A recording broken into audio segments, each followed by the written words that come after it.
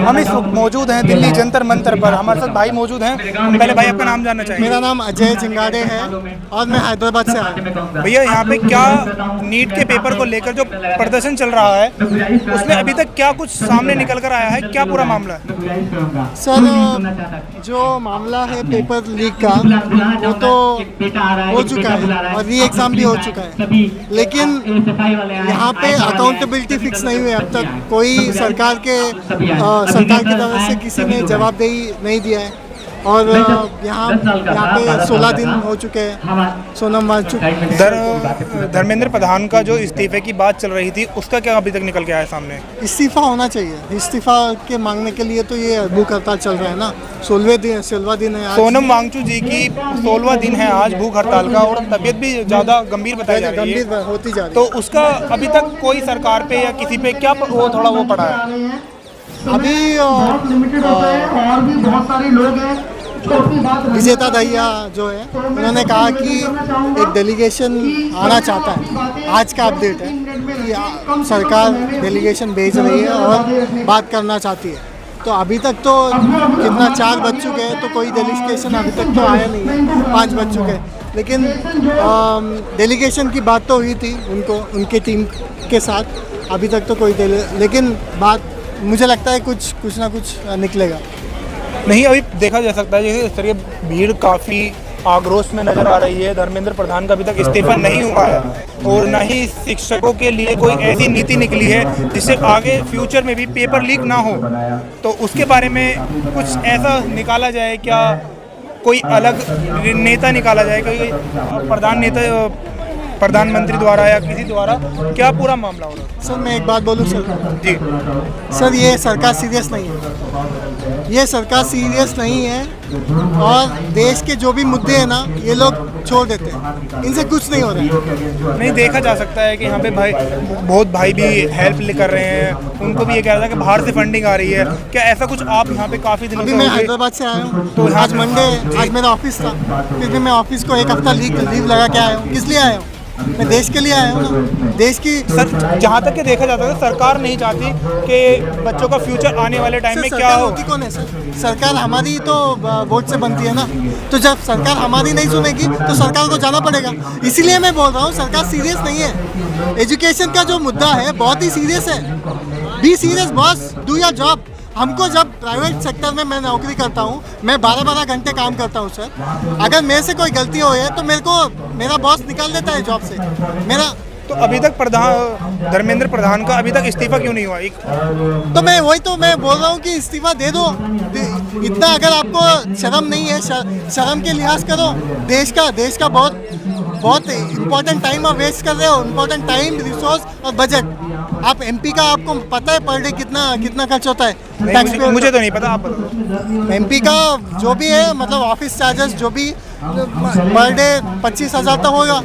तो अभी कितने दिन हो गए? 1 महीना तो हो गया। 25,000 इंटू 30 करो, तो इतना रिसोर्सेज क्यों हम लोग वेस्ट करें भाई? जो एजुकेशन मिनिस्टर हमारा काम नहीं कर रहा है, हमारे बच्चों का एक पेपर से ठीक से नहीं करा सकते, तो आप क्यों बैठे हुए हो? खाली करो कुर्सी को।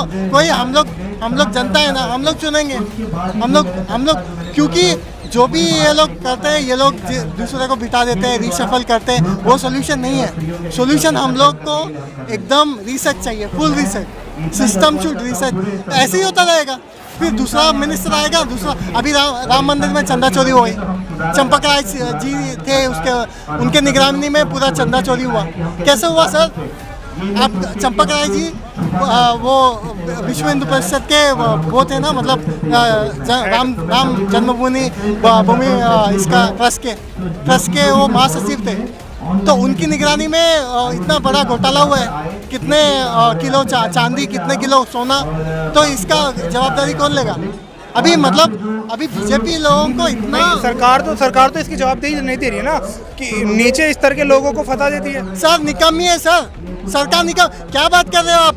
हमारे धर्म से आप खिलवाड़ कर सकते हो? आप हमारे आस्था के साथ खेल रहे हो। आप राम जन्मभूमि ट्रस्ट आपने जब सरकार के नीट के पेपर के सर, वो तो है मुद्दा, ये तो रिसेंट मुद्दा है ना। ये राम जन्मभूमि का तो लेटेस्ट है ना, अभी भी चल रहा है ना, SIT की जांच चल रही है। तो फिर SIT मान चुकी है कि वहाँ चोरी हुआ है, तो राम के भगवान के मंदिर में चोरी कैसे हो सकती है? तो आप कैसे मान सकते हो कि ये ईमानदार सरकार है? तो आप सभी प्रॉब्लम्स को आप सरकार को कैसे बोल सकते हो कि सरकार काम कर रही है? सरकार कुछ नहीं कर रही है सर। मैं वही कह रहा हूँ ना, सरकार सीरियस नहीं है। अगर सीरियस होती तो देश में कुछ ना कुछ डेवलपमेंट होता, कुछ इन्वेस्टमेंट होता। AI सबमिट कराया सरकार ने, क्या हुआ? 6 महीना हो गया। किसको जॉब से? कितने हर साल 10 लाख 15 लाख BTech ग्रेजुएट्स पास होते हैं। नौकरियां हैं, 15 लाख नौकरियां हैं। प्राइवेट सेक्टर, अडानी अंबानी को आपने इतना प्राइवेटाइजेशन करके सब PSUs आपने उनको बेच दिया। उन्होंने कुछ एम्प्लॉयमेंट जनरेट किया? अडानी का इतना बड़ा कॉन्ग्लोमरेट है, अडानी का इतना बड़ा मतलब बिजनेस एम्पायर है, उसका वो कितना एम्प्लॉय करता है, कितना एम्प्लॉयमेंट जनरेट करता है पता है आपको? उसका स्टाफ कितना है पता है अडानी का?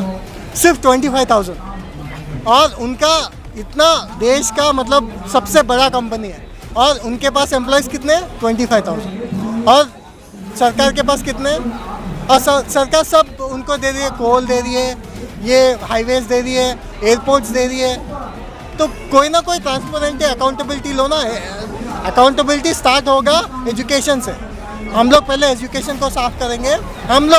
हम अभी कोई नेता के भरोसे नहीं है। पब्लिक जाग गई है, जनता जाग गई है, और सब युवा जाग गए। अब वो अपने हाथ में लेंगे।